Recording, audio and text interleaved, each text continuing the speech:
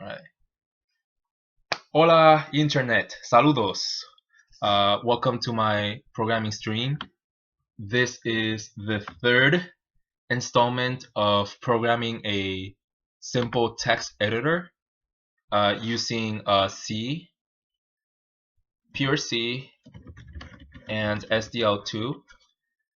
And this came off as a series of videos. This is from my talk that I did about 2 weeks ago, What Programming is Never About.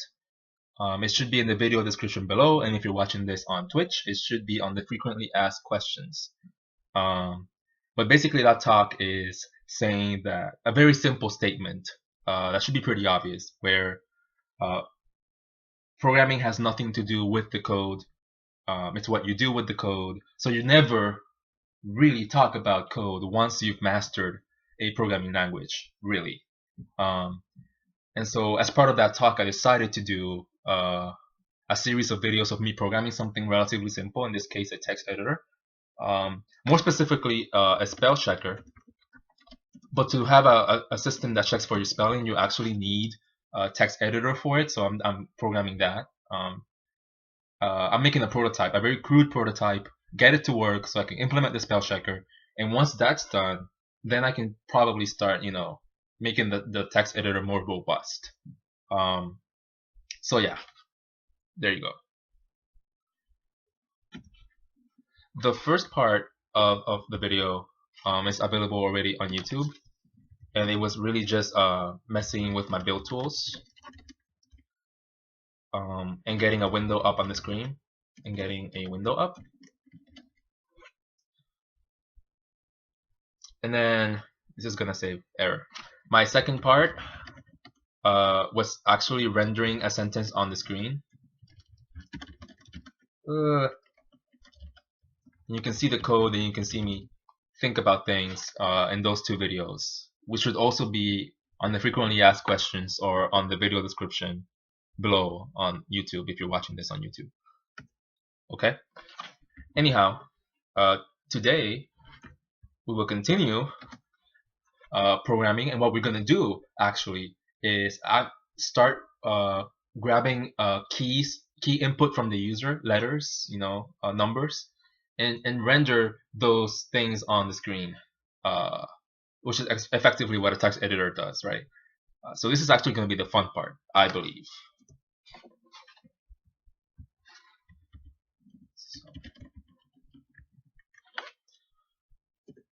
Okay, and we're gonna show what we have for now.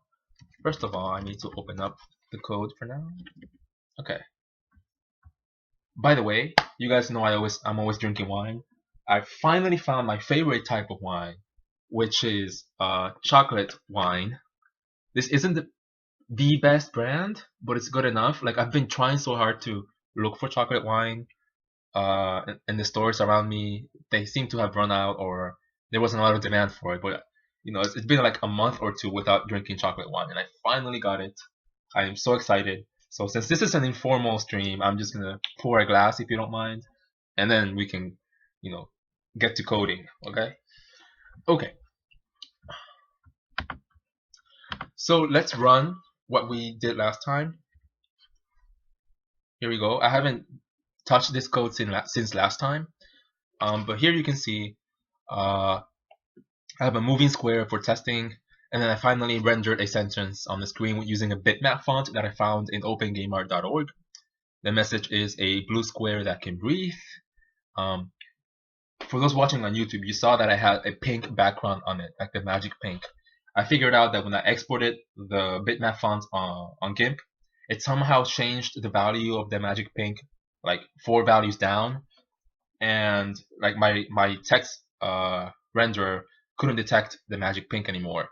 So I had to like re-export using the magic pink, and then it finally detected it, and then you can see that it's basically simulating alpha. It doesn't show any magic pink anymore. Okay, so that's pretty cool. Pretty cool. And what we're gonna do now is actually start like grabbing keys from the user, key input, letters and numbers, and we're gonna start rendering that on the screen. So let's get to that. First of all, there are some things here that I'm not. This is already pretty sloppy in this area, but like I can reuse the message variable here, if you can see. Why is it just grabbing that? Jesus. Oh, I'm on caps lock. Is that it? It's awful. Okay. So again, visual.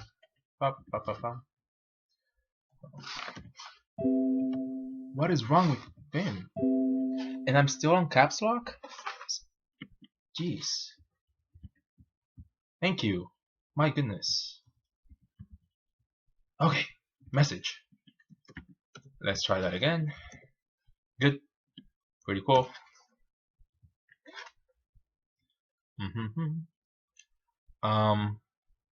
Now, if we want to start grabbing keys from the user and store them as characters, we kind of need a system for that, and SDL already kind of does that for us.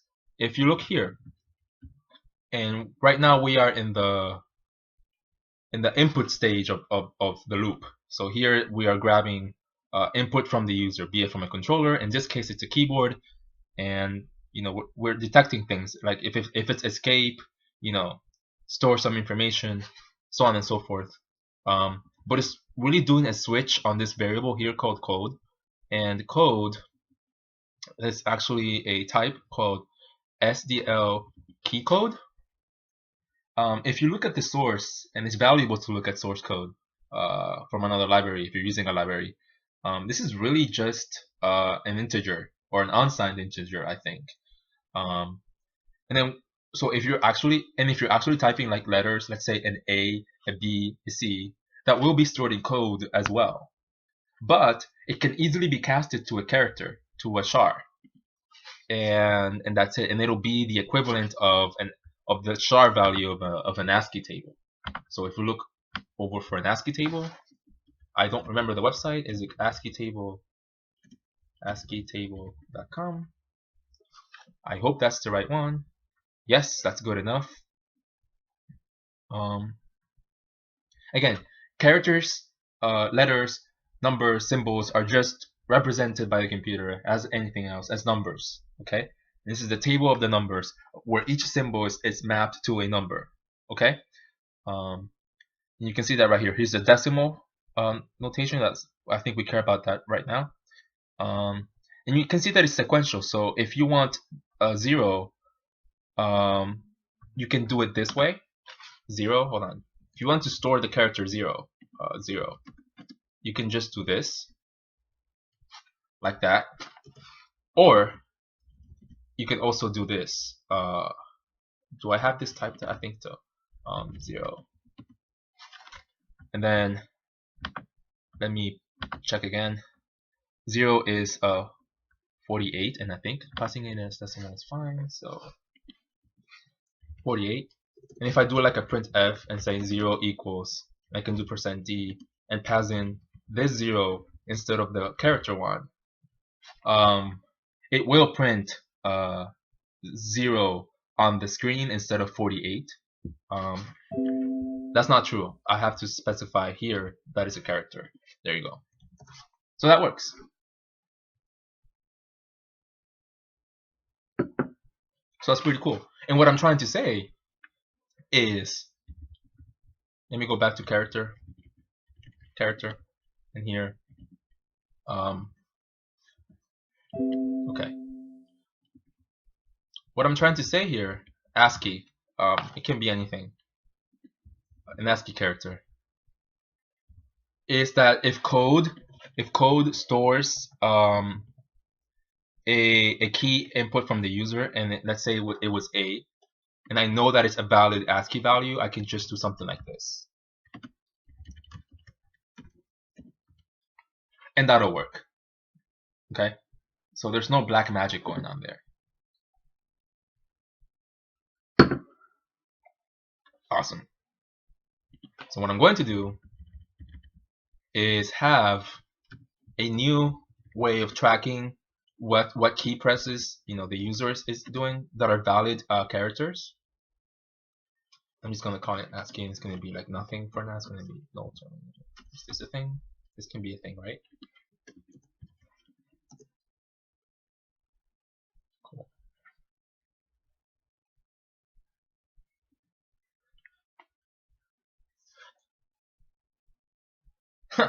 David, correct. This sound playing every time is the sound of Abner failing at Vim. That's very true. So if it wasn't for my moderator, he's somewhere around there, I think, Dustin, Drive 137.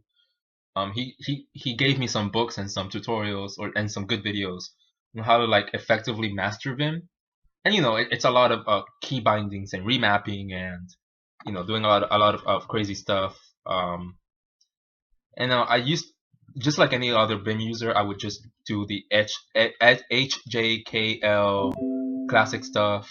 But now I'm trying to do things more effectively. But since I'm not used to it, I'm gonna fail a good number of times until I get the hang of it. It's just how it is. I'm actually much faster when I'm not streaming, for obvious reasons, right? You have less pressure and stuff like that. Anyway, so we have our ASCII character here, which is null terminated right now. We're gonna move on. So I'm gonna say in this very same switch that is just checking what the user pressed. I'm gonna say, hey, if the user didn't press escape in the program, or up, or down, or left, or right, then we're gonna default to storing the code right there. Okay? And if this was a valid key in the sense that it's something that can be written on the screen like an A, B, C, an alphanumeric character, then this will cast correctly and ASCII will be a valid character value. Okay? Otherwise, we're in trouble, but we're going to be checking for that. So what we're going to do is we are going to stop rendering this message on the screen, a blue square that can read, unfortunately. And actually, I don't even care about the square anymore. So we're going to get rid of the square. I'm sorry. In the message, all of this, it's gone. It's over. So I'm just clearing the screen right now.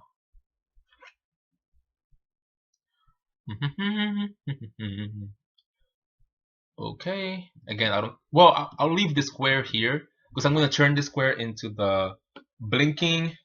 I never know how it's pronounced. Carrot. Somebody in the chat can probably help me. Spanish is my native tongue, not English.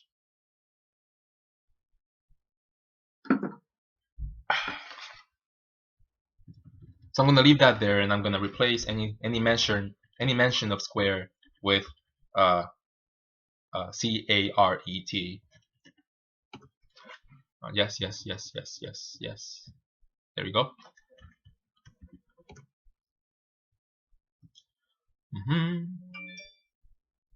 Pretty cool. D7 Samurai. I know it's written that way, but how do you? Carrot. Okay, thank you. It's carrot. Got it. So yeah, I transformed my blue square into a carrot. Okay.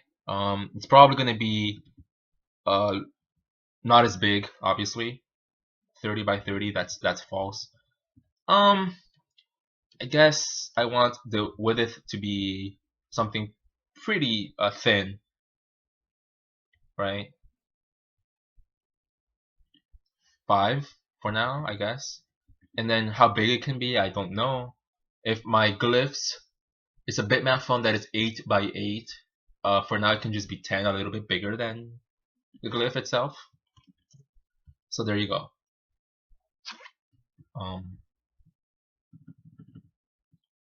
And then what we're gonna do is we're gonna print the values that are being stored here. And again, in this part of the code, I'm typing something on the keyboard, and then my code is checking for specific key presses: escape, up, down, left, or right. And if it's not any of those, I'm going to default to converting that code, this SDL key code right here, which is just an integer value, to this ASCII variable, which is just a character. Okay, so I'm transforming whatever key pressed into a character, and I'm going to hope it's a valid character that can be rendered on the screen. Okay, so for now, I'm just going to do a print of that right here. Printf current, pressed key was, and then %c, and then ASCII. And it should probably, there you go. Let's build. It built. We don't see anything on the screen because I removed the sentence, I removed the square, which is now a caret. If I type something, did it actually build? Because I'm typing stuff on the keyboard and it's not recognizing anything. So give me a sec.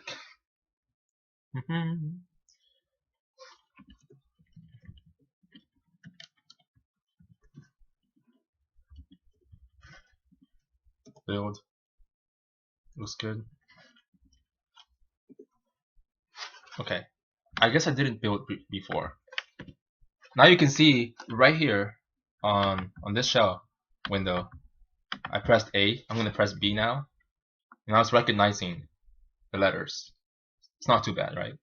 J, A, B, C, D, E, F, G, H, I, J, K, L, M, N, O, P. Yeah. Am I drunk?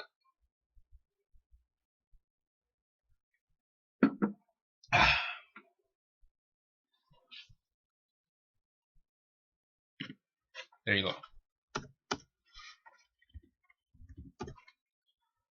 Pretty cool. Now, if I get a valid ASCII character, I want to start storing that in a buffer. And it's going to be a buffer, or that buffer is going to be like an array of characters. And again, an array of characters is a string.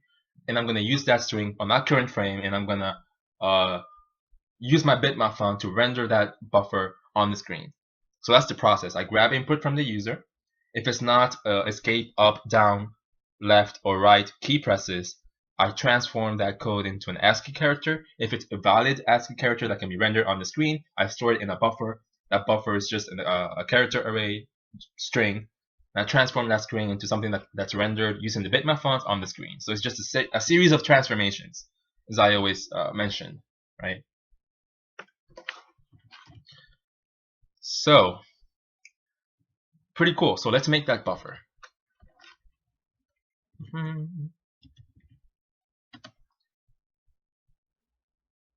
What do I call it? Line? Just line. And then, here's the thing, like, okay, I'm gonna let the user type a single line on the screen, and I'm just gonna let that line even go over the screen boundaries to make it easy.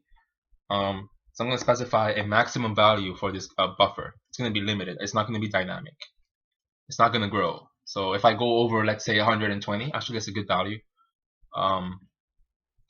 If I go over max line length, if I go over 120 characters, I am screwed. Okay, doesn't matter. It's good enough for now. So okay, max. Yep, exactly that. Okay.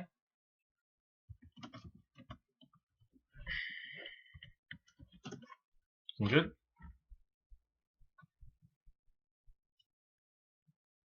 Okay. Now, like I said, you know, for now, I just want to make sure that this transformation from code, from SDL key code to an ASCII character, I want to make sure it's a valid character, because there's other weird things happening on key code, like other numbers that are not properly like an ASCII value. So I want to restrict it for now. Any number of letters, lowercase, uppercase, and any number of numbers, any number of numbers. I'm not gonna allow for exclamation marks or pounds or hashtags, as people call them, hashtags or dollar signs, nothing like that. Okay, I'm gonna make it pretty restrictive. Okay. Now, how would I do that? Well, there are different ways to doing that.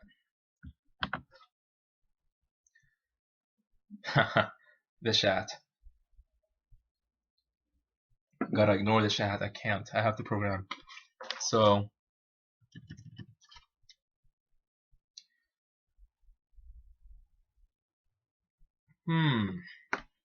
I can make it pretty easy. I can just do something like this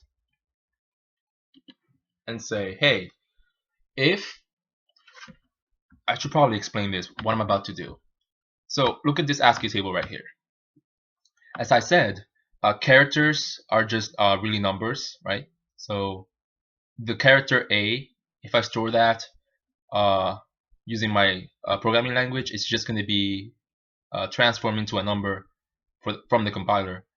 So A is 65, and you can see that the other letters B, C, D, E, and F, they're just sequentially increasing. So if 65 is A, 66 is going to be B.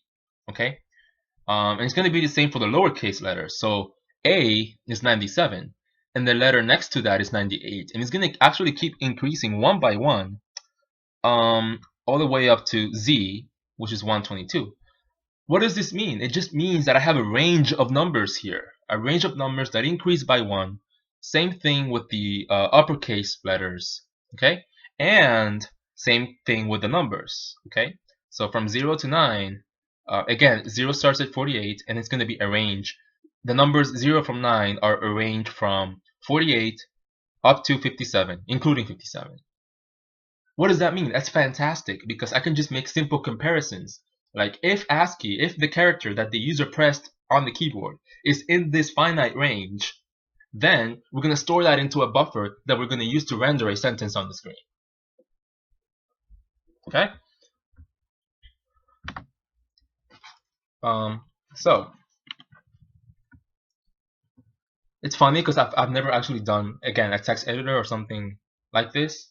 But like at work, at NASA, this is the same line of reasoning. This is the same environment. Well, not here in my house, but like at work. I talk to myself sometimes like this, and even if I'm not talking about like a text editor, and I'm talking about the rates and responses of the launch control system, or how how control theory works for like changing the reference speed of a spacecraft component, it's still the same thought process. I'm doing exactly this, except drinking. You're not allowed to drink at NASA, okay? For good reasons. But yeah, it's pretty much the same thing. In terms of the thought process, it's a more complicated problem, but I attack it the same way that I'm attacking this now. Anyway, so okay, again, I'm checking a character within a given range.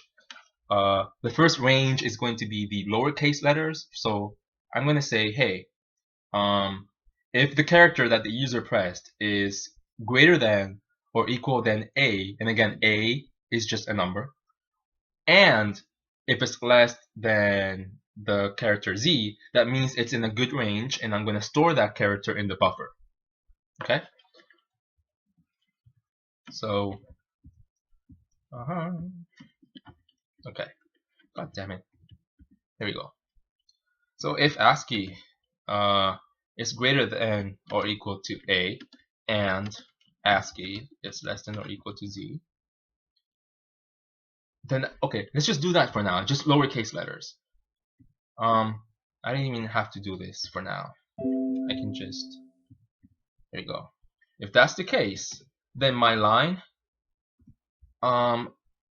at a current index, I haven't created this index, but I gotta keep track of which position in the buffer I'm storing that current character in. Okay. So line index plus plus equals ASCII. Okay. And I think the bitmap font that we have doesn't have lowercase characters, which kind of sucks. Let me confirm that.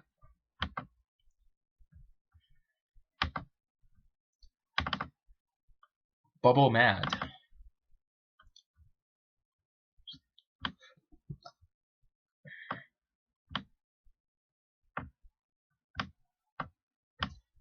No, it doesn't. Ah, gosh darn it. That's fine.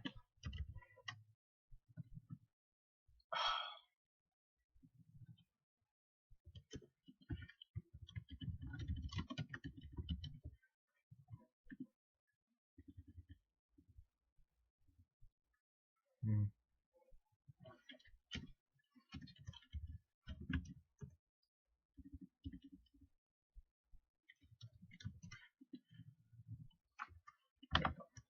Okay. Okay, so I don't have a line index, but I'm gonna need one.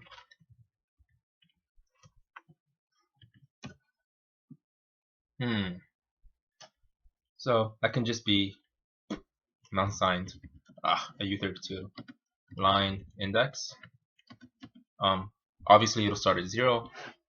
You just keep increasing the thing. Okay. The line is storing stuff. The thing is, I have to be careful that I don't go over 120 key presses that are being stored in the buffer, because line is again a buffer that whose maximum size is 120. That's fine because I'm aware of it. So no problem. And I'm going to start printing that whatever it is I'm typing, whatever it is I'm storing in the buffer. So I'm going to say buffer equals and then percent s, because it's now a string proper, and I'm printing the line. Okay, I'm going to start seeing how that goes. Build. Good. I'm going to run. Okay. So buffer is empty. If I type a, there. Oh boy, that's crazy. Oh, I'm impressed that it's not exploding. Let's leave that for a while. Like, it should explode. If you know what happened, ASCII, when I press A, it's being stored, and every time the loop runs, ASCII is still A, and I'm still doing the check of if A is in the range, so it's gonna be increasing the buffer. I'm impressed that it hasn't crashed yet, and I'm scared. I'm gonna escape. There you go. Has stopped working. Close the program. Shell return negative. It's a big number.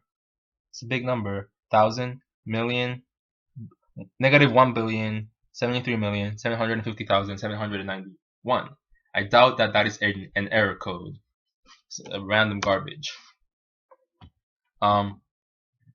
Lesson learned, ladies and gentlemen. At the end of the frame, before you update the texture, you should probably reset your tracking variable. Okay. Build. Good.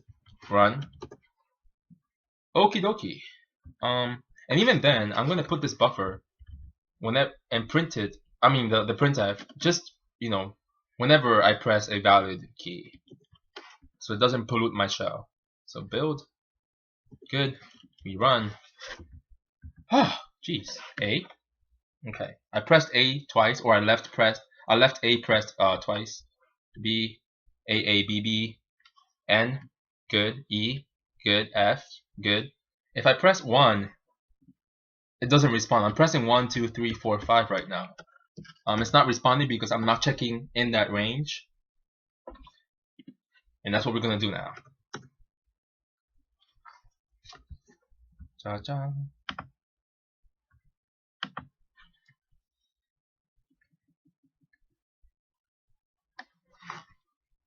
I'm still impressed how I was just storing things on the buffer. Life was good. I could have checked what my RAM was. I mean, it's just bytes. It's 1 byte. So if it wasn't like accessing illegal memory, it could have kept going for quite a while. Okay, next check are for numbers. I care about numbers. Wait, I also care about Yeah, I care about numbers. That's it right now. And ASCII is less than or equal to 9. Okay.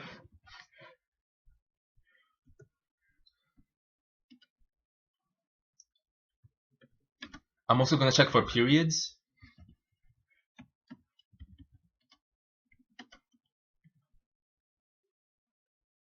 And maybe spaces.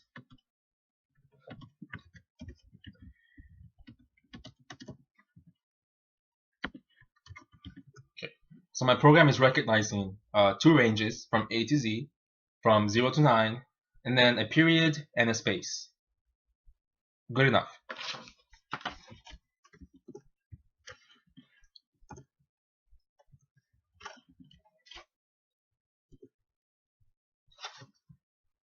Okay, let's look at the buffer. A, B, good. A period, good. You see? Two periods. A 1, a 2, a 3, a 4, a 5. Cool. Nice. I'm gonna need some water because I'm drinking too much wine and I need water. And we will continue. Now we can actually start rendering this buffer on the screen, which that would be pretty fun. So be right back.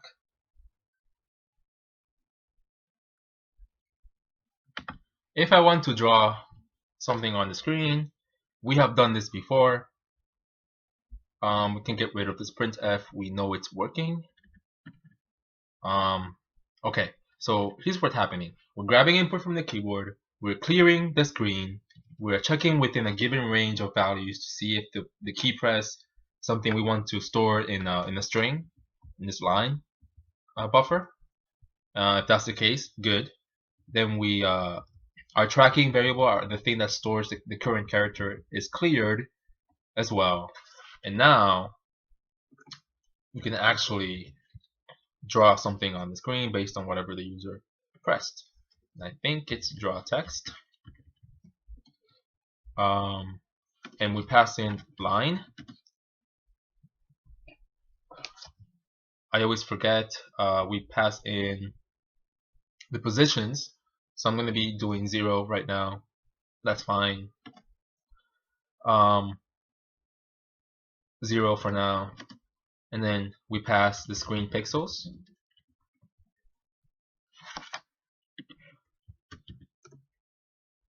And we see how that goes. You build, we run. Will you look at that? A, B, C, D, E, F, G, H, I, J, K, so on and so forth. We do have like we can stay and admire this, but like we have issues, many issues. One of them is that if I go over 120 characters, since my buffer is 120 bytes long, it's going to be a problem. That's okay for now. An immediate issue that I actually want to solve now is like when I press A, it actually creates 2 or 3 characters for me. Okay.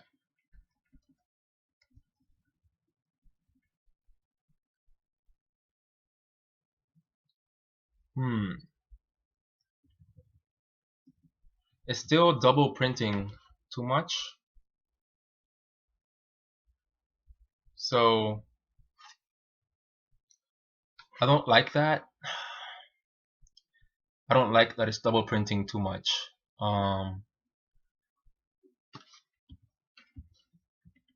It's like when I press A, it goes like 2 or 3 times. Blah blah blah. So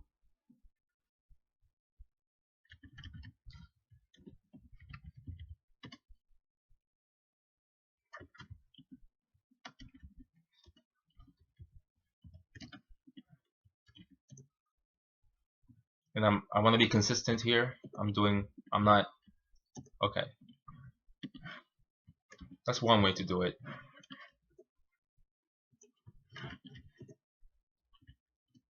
That's much better. Okay, let's try that again.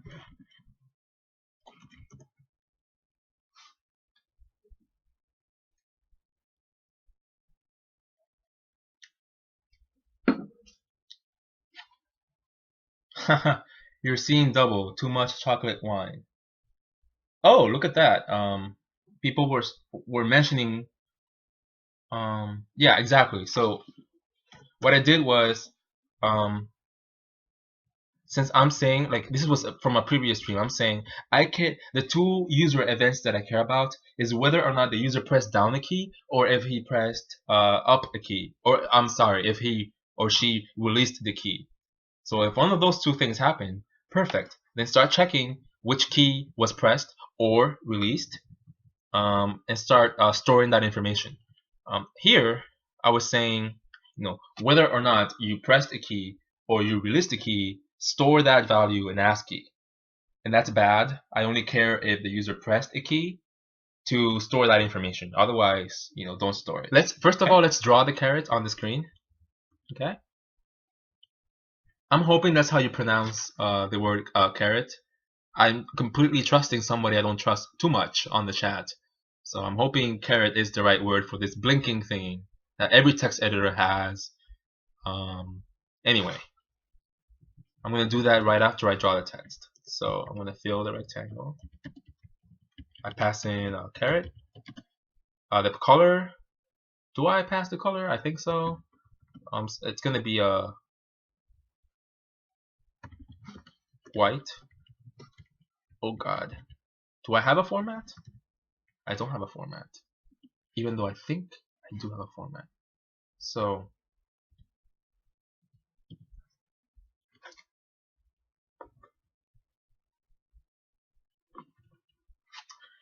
it's called a cursor, I believe. I hope it's a cursor. I prefer to say cursor. Okay.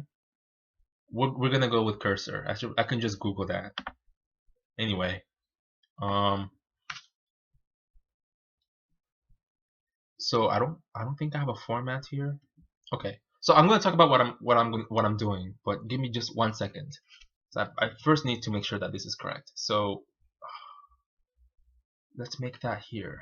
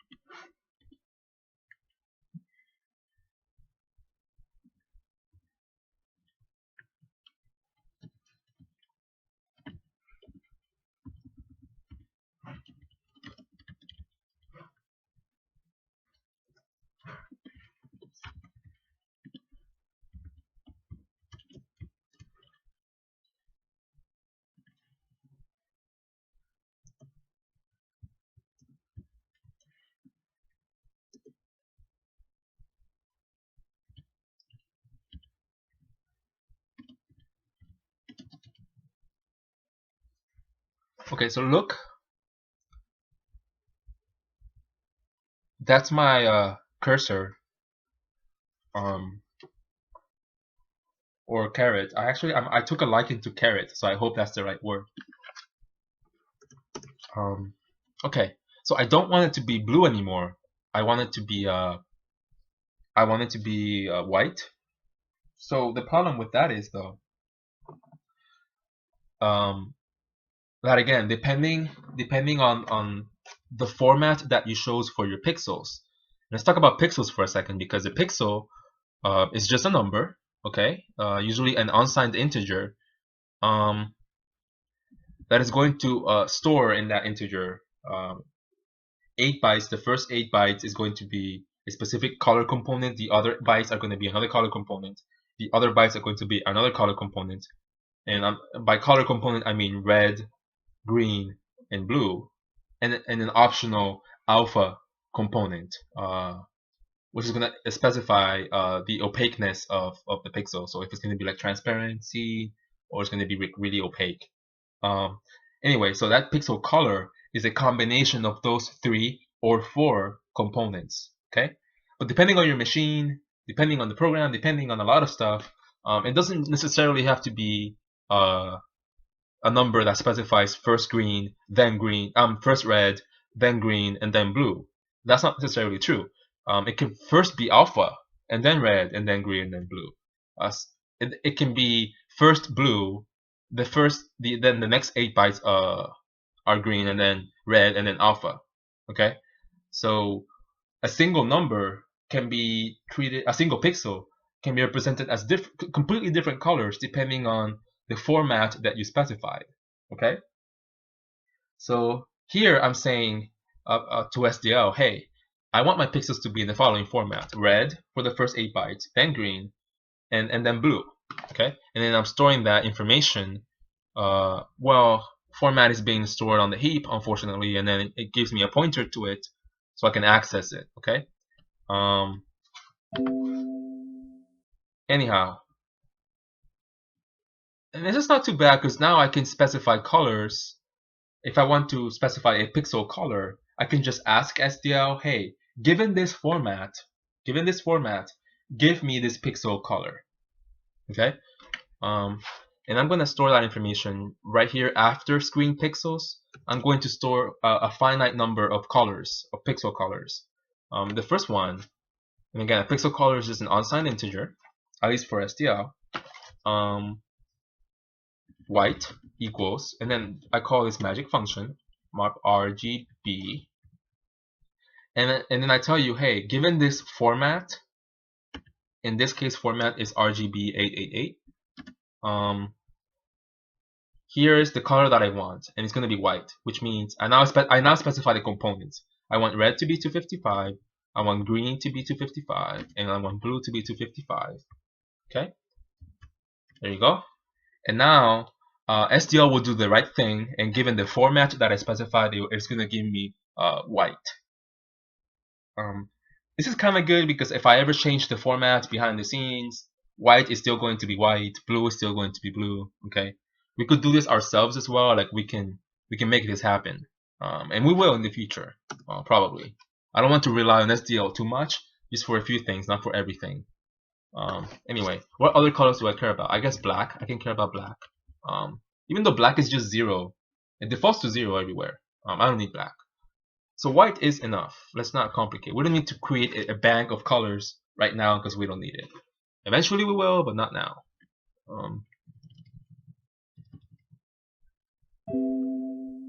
So here, when I am drawing the caret, instead of 255, I'm going to say white. Okay. Build. Run. And there it is. Now it's white. Okay. I'm going to move it over to the top. Where are you? Okay. 0.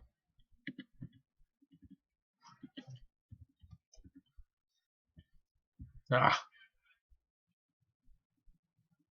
0. Build. Uh-oh.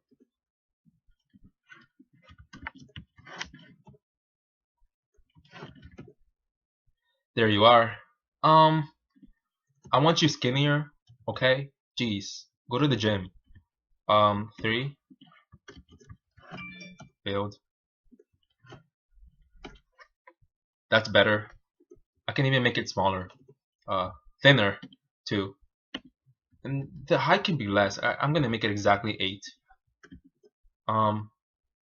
The height. And I'm gonna move it down a little bit, so 2 pixels down.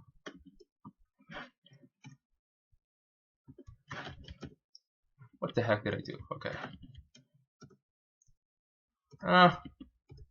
Now it's too small. Now I want you to eat a lot of bananas, splits, and stuff. 10. I don't know, 3 maybe.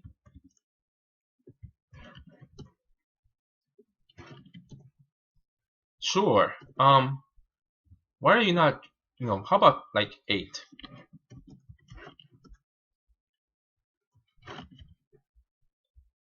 Sure. I don't understand why you're not actually like going down. What if I say something like 50? Give me a sec.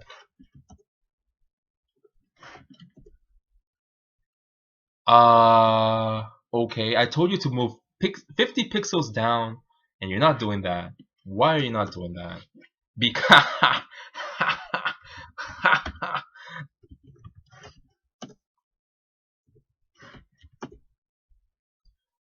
hello. Sorry, Carrot, wasn't your fault. It's the one I tell you. So 3 pixels down.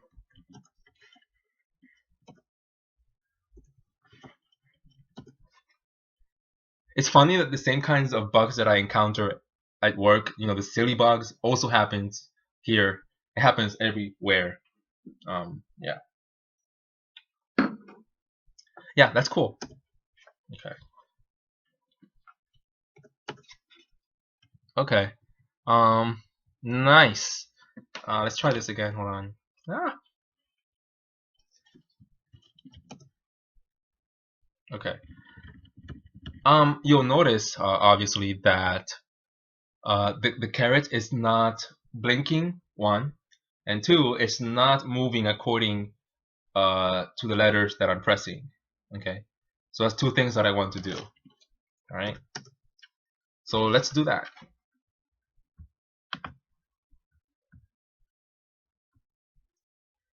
A French word, s'il vous plaît. Oui, je parle français depuis 2 ans, donc je me débrouille assez bien.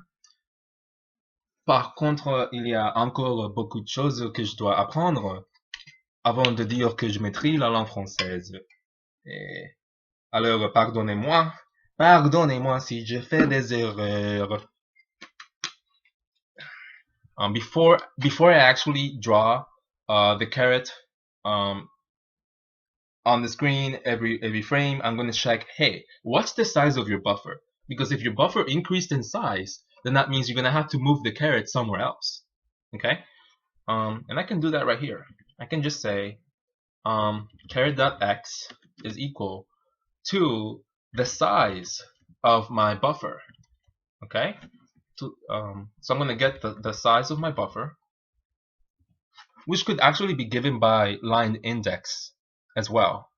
But I might get rid of line index or change it into something else. I don't want that dependency. Again, for now, I can take the overhead. So give me the length of the buffer,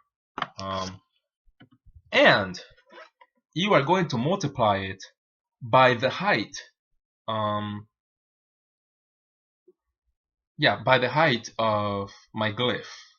Does that make sense?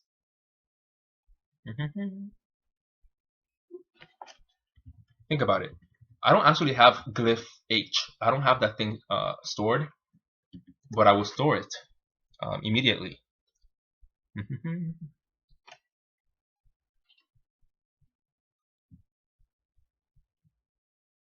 And then let's do y. Caret.y. Since I'm only having a buffer that's only like rendering on the screen like as a single line, and I don't have multiple lines, which we'll do later, maybe next stream, because it's been over an hour and I'm going to be closing off things real soon. So what I'm going to do before finishing this stream is, again, moving that caret according to whatever the user pressed, and then I'm going to make it blink, and that's going to be good enough. And then next stream, we're going to make multiple lines, and we're going to make the buffer like increase dynamically so that it's not limited to just that finite amount that I specified. Okay. So I don't have to update caret.y right now. Just caret.x is enough.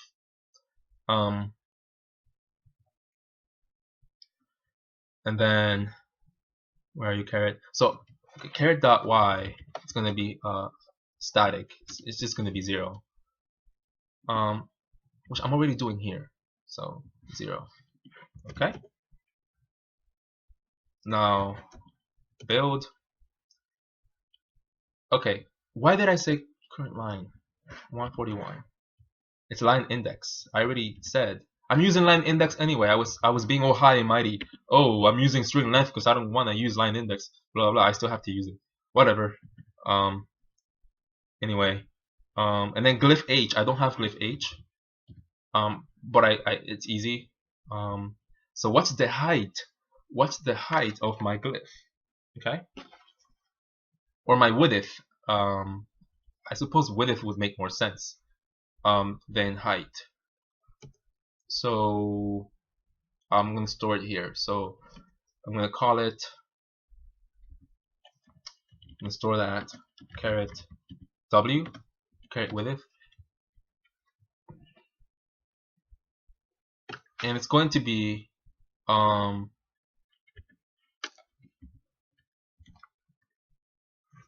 that's not true either.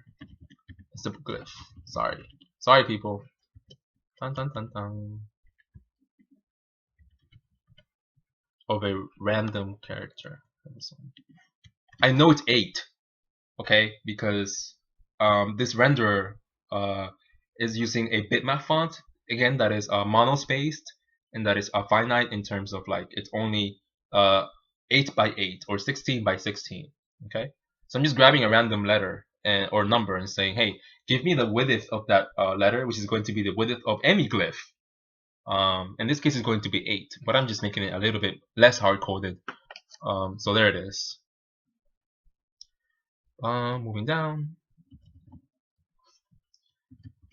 W. Okay. Pretty cool. Build. Run. We have some issues. Let's see what's going on. Yeah. So when I do string length,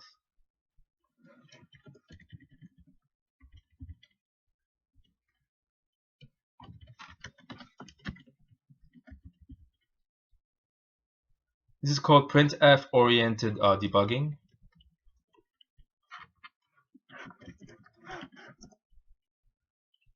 Some errors. Blah. What's going on with you, brah? Yeah, I figured as much. So line 145. Whoops. So that's one error.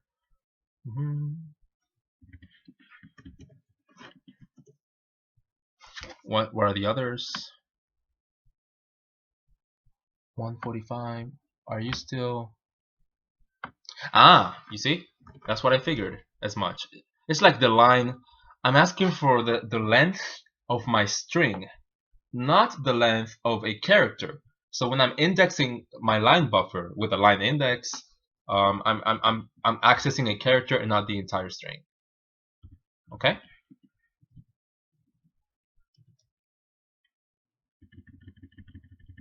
And I do this a lot. So if I'm doing printfs, not because I need to do the printfs usually, but just because I'm thinking about the problem, and that helps. Well, in this case, actually, the printf worked wonderfully because I saw an error message, and I'm like, okay, makes sense. There you go. Isn't that beautiful?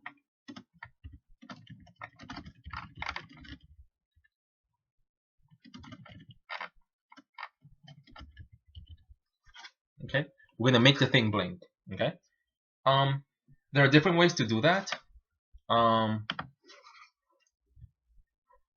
don't know why. I guess I don't really care too much about the characters the caret's width or height right now. That's just me. I don't know. Anyway, if I want to make it blink, I know I have some assumptions already. I know that every second, the editor is running at 60 frames per second. Okay, so every second 60 frames are happening.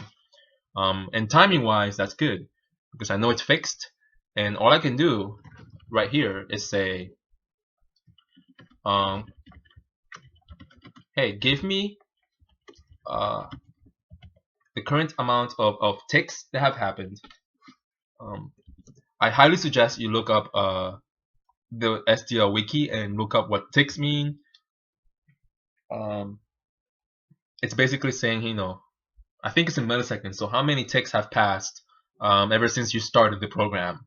Okay, and so you can store a current time, like this is how many ticks have passed, and then 120 frames later, get those amount of ticks, subtract them, and then you can say, oh, okay, 500 milliseconds have passed.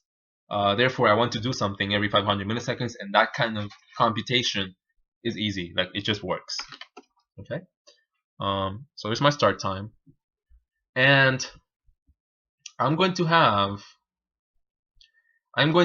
for now a very straightforward way, a state whether or not I want a caret. What that means is if no caret is false, then my program is not going to render the caret on the screen, which means it's going to be turned off. And then after a certain amount of time has passed, I'm going to make no caret true again, which will tell my program, hey, go ahead and render the caret again. And that kind of going back and forth of setting that state true or false, given the time that has passed, is going to make that blinking thing, okay? This is a very straightforward way of doing it, and that's good enough. So let's do that. Here, like right after I draw the caret, I'm going to say, hey, how much time has passed? If 500 milliseconds have passed, then flip the switch and restart the clock.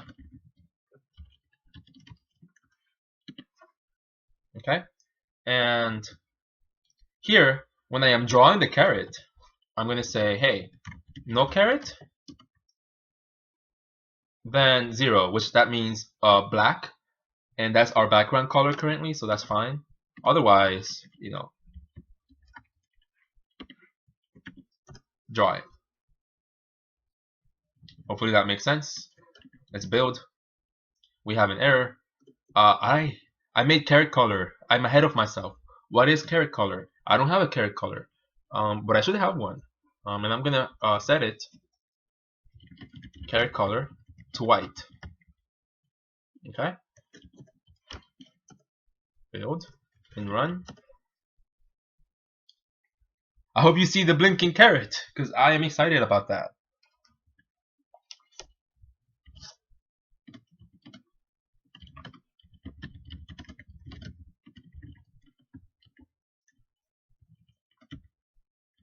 No, I am a horrible typist. I wanted to say his freaking blinking caret. I also want to backspace. So next stream, we're going to learn how to backspace. And then we're going to learn how to make our buffer dynamic so that you can actually write multiple lines and not be limited to 120 characters. Then we're going to talk about positioning. Somebody had mentioned in the chat that they didn't like the periods floating, like all of those things. Okay, so that's for next stream. But right now, like you can just give this to somebody and say, hey, you can start typing stuff. You can't save it. You can't save it. It might crash if you keep typing a lot of stuff. But hey, it's a working, mediocre prototype.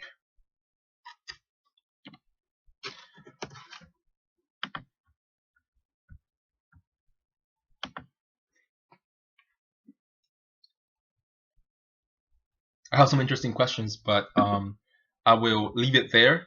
Thank you very much. I am sorry that it took longer than an hour. I hope to see you next Sunday at 5 p.m. Eastern Standard Time, right here on Twitch, and we will continue developing this text editor. It's very crude right now, but you're going to see how robust it's going to get. You just wait. Thank you very much. I appreciate it.